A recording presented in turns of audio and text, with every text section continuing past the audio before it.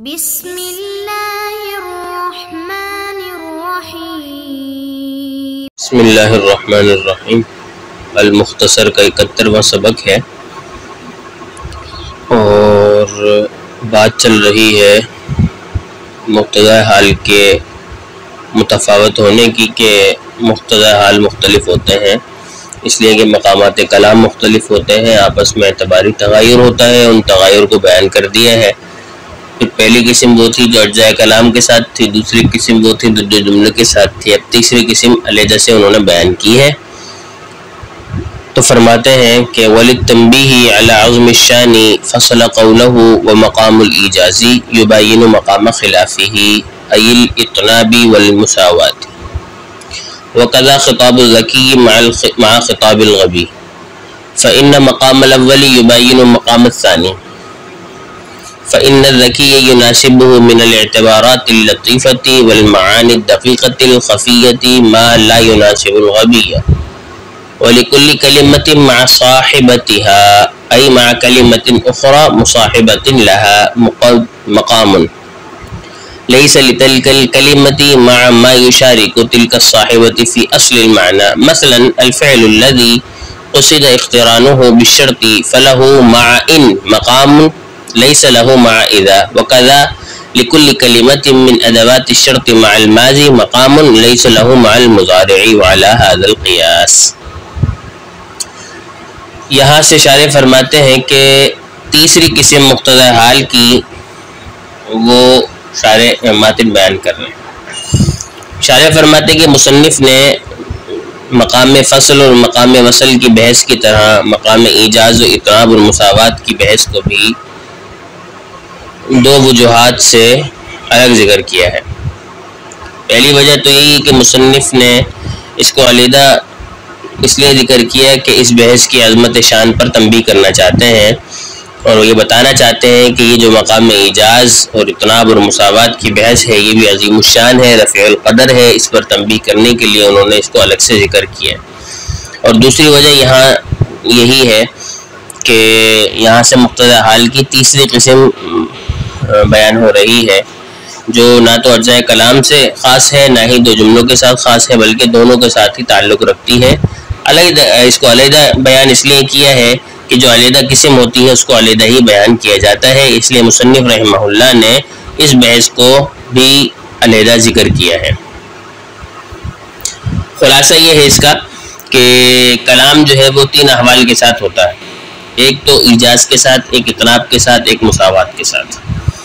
ایجاز کا کیا مطلب ہے؟ ایجاز کا مطلب یہ ہے کہ الفاظ تو کم ہوں اور ان کے ذریعے اپنا مرادی معنی ادا کر دیا جائے، اور مساوات یہ ہے کہ مراد کو اتنے ہی الفاظ میں ادا کیے جائے کہ جتنے الفاظ جو ہے وہ مراد کے مطابق ہوں، برابر ہوں، اس سے زائد نہ ہوں نہ ہی اس سے کم۔ اور تیسری قسم جو اطناب تھی وہ یہ ہے کہ مراد کو زائد الفاظ سے ادا کیا جائے، لیکن یہ خیال رہے کہ زائد الفاظ کسی فائدے کی وجہ سے لائے گئے ہوتے ہیں اور ان کا کسی فائدے کی وجہ سے کلام میں استعمال کیا جاتا ہے، بے فائدہ استعمال نہیں کیا جاتا۔ تو یہ تین مقامات ہوگا: مقام ایجاز جس میں الفاظ کم ہوتے ہیں، مراد ادا کر دیا جاتا ہے، مساوات برابر ہوتے ہیں، نہ تو کم زیادہ الفاظ ہوتے ہیں، اور اتنا بھی یہ ہوتا ہے کہ مراد سے زیادہ الفاظ ہوتے ہیں لیکن فائدہ کی وجہ سے کسی فائدے کی وجہ سے الفاظ زیادہ ہوتے ہیں، بے فائدہ نہیں ہوتے۔ بس وہ مقام جہاں پر ایجاز مناسب ہوگا وہ اس مقام کے مبین و متغیر ہوگا جہاں پر اطناب یا مساوات مناسب ہوگا، اور جہاں جو ہے وہ اطناب ہوگا تو وہ مقام ایجاز و مساوات کے متباین ہوگا، اور جہاں پر مقام مساوات ہوگا وہ مقام ایجاز اور مقام اطناب کے متباین ہوگا۔ اسی طرح ایک خطاب ہوتا ہے کسی ذی فہم کے ساتھ، ذکی طالب علم کے ساتھ، کسی ذکی شخص کے ساتھ، اور ایک کلام ہوتا ہے کسی غبی کے ساتھ۔ تو جو خطاب زیرک اور ذکی آدمی کے ساتھ ہوتا ہے وہ مقام الگ ہوتا ہے مقام غبی کے ساتھ، جو کن ذہن کے ساتھ کلام کرتا ہے، ان دونوں میں تباین ہوتا ہے۔ اس کی وجہ یہ ہوتی ہے کہ ذہین آدمی کے ساتھ ایسا کلام کیا جاتا ہے اور ایسا کلام کرنا مناسب ہے جو کلام لطیف اعتبارات پر اور انتہائی باریک اور پوشیدہ نکات پر مشتمل ہوتا ہے، جبکہ غوی آدمی کو ایسے کلام سے مخاطب کرنا ہی صحیح نہیں ہے، ورنہ تو یہ ہو جائے گا کہ آپ نے جو ہے وہ جیسے بکری کے کوئی کلام رٹوانا، اب وہ تو طوطے کو رٹوایا جاتا ہے، یا اسی طرح بھینس کے سامنے بین بجانا، وہ تو سانپ کے سامنے بجائی جاتی ہے، علی ھذا القیاس۔ تو اس طرح یہ دونوں مقام میں متباین ہوں گے۔ آگے مصنف رحمہ اللہ نے ایک اور بات کی ہے، لیکن وہ ہے بھی مقتضی حال کے متفاوت ہونے ہی کی بات ہے۔ وہ فرماتے ہیں مصنف رحمہ اللہ کہ ہر ایک کلمے کے لیے اس کے ایک جو مصاحب ہے، ایک مقام ہوتا ہے، جو مقام مباین اور متغیر ہے اس مقام کے جو اسی کلمے کو دوسرے مصاحب کے ساتھ حاصل ہے، جبکہ یہ دونوں مصاحب اصل معنی میں شریک ہوں۔ اس کو مثال سے سمجھیے۔ مثال کے طور پہ فعل ایک کلمہ ہے اور متکلم جو ہے وہ اپنے مافی ضمیر کو کسی شرط کے ساتھ بیان کرنا چاہتا ہے، تو اس پہ جب حرف شرط داخل کرنا چاہتا ہے وہ، تو اب وہ فعل ایک کلمہ ہے اور وہ شرط کے ساتھ ادا کرنا چاہ رہا ہے متکلم، تو اس کے مصاحب میں حرف شرط لگائیں گے آپ، تو وہ کلمہ ان بھی آ رہا ہے، کلمہ اذا بھی آ رہا ہے، یعنی کلمہ ان بھی فعل کا مصاحب ہوتا ہے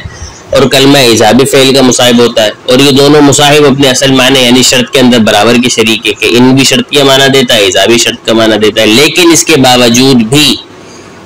کہ یہ دونوں ہی حرف اپنے معنی میں اصل معنی میں شریک ہے، لیکن کلمے اپنے اپنے مصاحب کے ساتھ الگ الگ مقام رکھتا ہے، یعنی فعل اگر ان کے ساتھ شرطیہ والے معنی میں کریں گے استعمال تو اس کا ایک الگ مقام ہوگا، اور جب فعل کو استعمال اذا کے ساتھ کریں گے تو اس کا ایک الگ مقام ہوگا، اور یہ دونوں آپس میں متغایر و متباین ہوں گے۔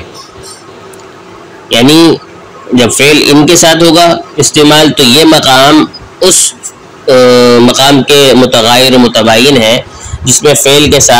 کو آپ اذا کے ساتھ استعمال کریں۔ کیوں؟ اس لیے کہ ان اگرچہ شرط کے لیے آتا ہے لیکن شک کے لیے آتا ہے، اور اذا اگرچہ شرط کے لیے آتا ہے لیکن وہ تحقیق اور یقین کے لیے آتا ہے۔ بس مقام شک میں ان کا لانا مناسب ہوگا اور مقام جزم و یقین میں اذا کا لانا مناسب ہوگا، اور یہ دونوں مقام ایک دوسرے کے متغیر و متباین ہیں۔ یہی مطلب ہے مصنف رحمہ اللہ کے اس کلام کی جس میں انہوں نے یہ کہا ہے کہ ہر ایک کلمہ اس کے لیے اپنے مصاحب کے ساتھ ایک مقام ہے، جو مقام مباین ہے اس مقام کے کہ اسی کلمے کے جو دوسرے مصاحب کے ساتھ مقام ہے، یہ الگ الگ مقام ہے، متباین و متغیر۔ اس پر شارح مزید بات کرتے ہوئے فرماتے ہیں کہ اسی طرح جس طرح یہ کلمہ اپنے مصاحب کے ساتھ الگ الگ مقام رکھتا ہے، گو کے معنی میں شریک ہے، اسی طرح ادوات شرط میں سے ہر کلمے کے لیے ماضی کے ساتھ جو مقام ہے وہ مضارع کے ساتھ نہیں ہے، گو کہ ماضی اور مضارع دونوں ہی فعل کے پائے جانے پر اور کسی زمانے پہ دلالت کرتے ہیں، لیکن اور دونوں شریک بھی ہے، لیکن چونکہ ماضی ایک گزشتہ زمانے پہ دلالت کرتا ہے اور مضارع حال اور استقبال والے معنی پہ دلالت کرتا ہے، اسی لیے دونوں کلموں کے مقامات کے درمیان تباین ہے اور تغیر ہے۔ کیوں؟ اس لیے کہ جب حرف شرط جو ہے وہ ماضی کا صیغہ ہوگا، حرف شرط کے ساتھ ماضی کا صیغہ اگر آپ لگا کے استعمال کریں گے تو یہ مقام اس مقام کے متباین و متغیر ہوگا کہ جب مضارع کے صیغے کے ساتھ آپ اس کو استعمال کریں گے۔ کیوں مقام تباین تغیر کیوں ہے؟ اس لیے کہ جب حرف شرط کے ساتھ ماضی کا صیغہ ہوگا تو اس کا مطلب بھی ہوگا وہ مقام اس بات کا تقاضا کر رہا ہوگا کہ وہاں پر فعل کے جو وقوع ہو چکا ہے اس کے وقوع کے غلبے کو ظاہر کرنا مقصود ہوگا کہ بھئی یہ فعل ہو چکا ہے لیکن غلبے کو ظاہر کرنا مقصود ہے، اس لیے جو ہے نا اذا کو فعل ماضی کے ساتھ استعمال کیا، حرف شرط کو فعل ماضی کے ساتھ استعمال کیا گیا ہوگا اور یہ مقام الگ ہوگا۔ اور اسی طرح جب حرف شرط کو مضارع کے ساتھ آپ استعمال کریں گے تو یہ مقام اس مقام کا تقاضا کیا ہے کہ بھئی اس فعل کے استمرار تجددی کو بیان کرے گا، وہ کہ بار بار ایک کام مسلسل ہوئے جا رہا ہے اور ان دونوں کے درمیان ظاہر سی بات ہے تباین و تغیر ہے اور وہ ظاہر ہے۔ اسی لیے شارح رحمۃ اللہ تعالیٰ نے اس کی مثال دی اور آگے فرمایا ہے کہ اور چیزوں کو بھی اس پر قیاس کر لینا چاہیے. جیسے کلّا اور حلّہ ہے، ان کا معنی الگ الگ ہوگا، ان دونوں کے مقام الگ الگ ہوں گے. اسی طرح حل استفہامیہ اور حمزہ استفہامیہ کے جا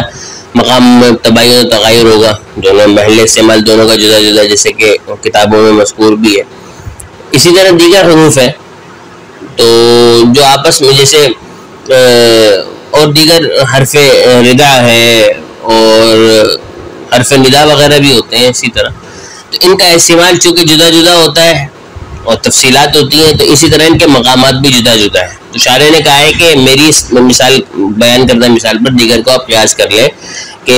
ایک کلمے کا جو مصاحب کا ایک مقام ہے، اسی کلمے کا جو دوسرا مصاحب ہے، گو کہ وہ معنی میں تو برابر کے شریک ہے لیکن ان کا مقام الگ الگ ہوگا، تباین و تغیر ہوگا، اور اسی تباین و تغیر کی وجہ سے مقتضی حال مختلف ہوتے ہیں، کیونکہ مقتضی حال مختلف ہونے کی وجہ مقامات کا مختلف ہونا ہے، جس کو ہم پیچھے مسلسل بیان کرتے جا رہے ہیں. ان کی 3 اقسام تھیں، کچھ ارجاء کلام کے ساتھ تھے، کچھ دو جملوں کے ساتھ تھے، اور کچھ جو ہے وہ دونوں کے ساتھ تعلق رکھتے تھے، جیسے کہ ابھی ہم نے بیان کیا ہے. اسی کو شارح رحمۃ اللہ تعالیٰ نے یوں بیان فرمایا ہے کہ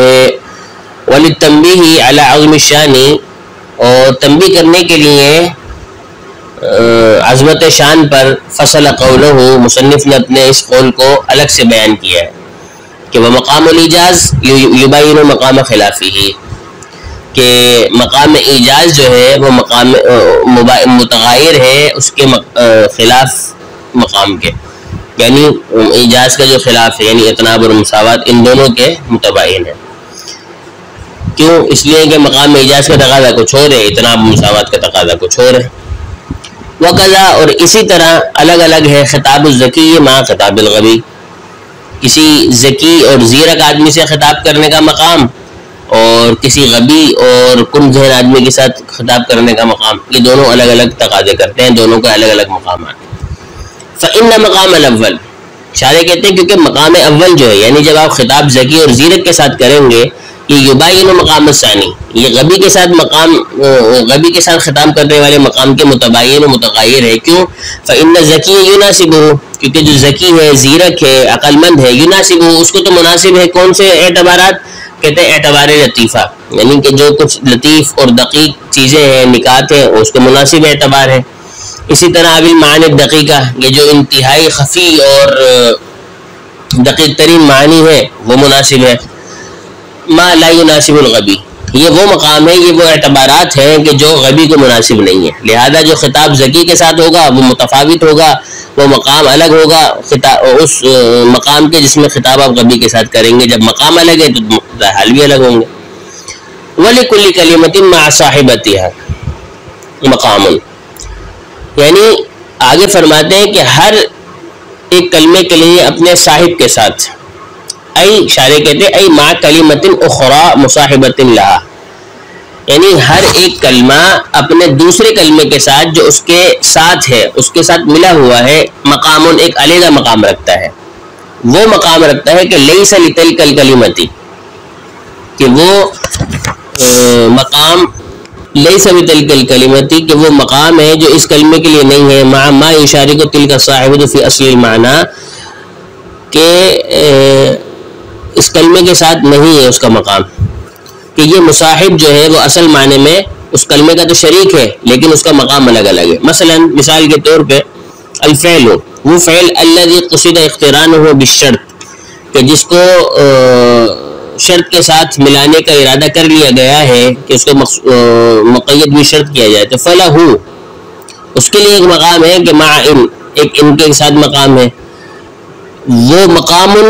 وہ ایسا مقام ہے کہ لیس لہ مع اذا، وہ اذا کے ساتھ نہیں ہے. کیوں؟ اس لیے کہ دونوں اگرچہ ان اور اذا حرف شرط ہے اور شرط میں برابر ہے، لیکن ان شک کے لیے آتا ہے اور اذا یقین کے لیے. تو جو شک والا معنی دینا ہوگا تو وہ ان لے کر آئیں گے، جہاں جزم یقین والا معنی ہوگا اذا لے کر آئیں گے. دونوں میں تباین و تغیر. وقضا، اور اسی طرح لکل کلمۃ من ادوات الشرط، ہر ایک کلمے کے لیے ادوات شرط میں سے یعنی حروف شرط میں سے ہر ایک کلمے کے لیے مع الماضی مقام، ماضی کے صیغے کے ساتھ بھی ایک مقام ہے جہاں پر فعل کے وقوع کے غلبے کا اظہار ہوگا. لیس لہ مع المضارع، اور ایسا مقام ہے جو اس کے مضارع کے ساتھ نہیں ہے، مضارع کے صیغے کے ساتھ دوسرا مقام وہ تباین و تغیر والا ہو جائے گا، اس لیے کہ وہاں پر تجدید استمرار آ جائے گا۔ وعلی ھذا القیاس، اسی پر دیگر چیزوں کو بھی آپ قیاس کر لیں، جیسے حرف ردا ہے، حرف ندا ہے، حرف استفہام وغیرہ ہے، وہ کہ اصل معنی میں شریک ہوں گے، لیکن ان دونوں کی چونکہ استعمال الگ الگ ہوگا تو ان اپنے استعمالات کی وجہ سے ان کا مقام الگ الگ ہو جائے گا۔ تو ہر ایک کلمے کا اپنے مصاحب کے ساتھ جو مقام ہے، اسی مصاحب کے ساتھ دوسرے کلمے کا وہ مقام نہیں ہوگا، بلکہ ایک الگ ہوگا، وہ کہ وہ اصل معنی میں شریک ہی کیوں نہ ہو۔ اس کو شارح رحمۃ اللہ تعالی نے بیان کیا ہے، اور اسی کو جو ہے وہ وجہ سے مقامات مختلف ہوتے ہیں، جس کی وجہ سے مقتضی حال مختلف ہوتے ہیں، اور اسی کو جو ہے وہ سمجھنے کے لیے اتنی ساری گفتگو کی گئی ہے کہ بھئی مقتضی حال جو ہے وہ مختلف ہوتے ہیں مقامات کلام کے مختلف ہونے کی وجہ سے، اور مقامات کلام میں تباین و تغیر ہوتا ہے، کیونکہ کچھ کہیں اعتبار کرنا مناسب ہوتا ہے، کہیں کچھ کسی چیز کا اعتبار کرنا مناسب ہوتا ہے، کہیں کوئی معنی مناسب ہوتا ہے، کہیں دوسرا معنی مناسب ہوتا ہے، اس لیے مقتضی حال مختلف ہوتے رہتے ہیں۔ اس کو اللہ تبارک و تعالی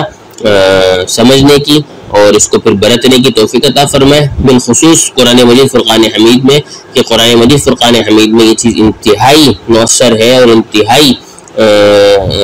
آپ سمجھیں کہ معنی اور مفاہیم اور مطالب سمجھنے کے لیے ازبس ضروری چیز ہے۔ وما توفیق الا باللہ۔